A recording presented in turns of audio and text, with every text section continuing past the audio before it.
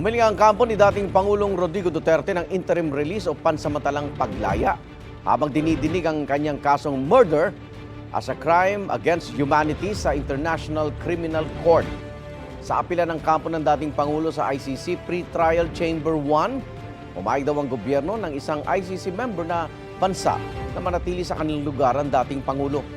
Sakaling payagan, nanda rin daw ang naturang bansa na sumunod sa anumang kondisyong itatakda ng ICC Pre-Trial Chamber 1. Tiyak din ang kampo ni Duterte walang balak ang dating Pangulo na takasan ang kanyang kaso. Dapat din daw bigyang konsiderasyon na siya ay 80 years old na.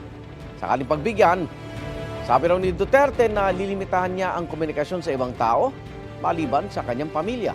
Hindi rin daw siya gagamit ng internet, cellphone o iba pang gadgets. Wala pang desisyon ng ICC Pre-Trial Chamber 1 kaugnay ng hiling na interim release ng dating Pangulo. Igan, mauna ka sa mga balita, mag-subscribe na sa GMA Integrated News sa YouTube para sa iba't ibang ulat sa ating bansa.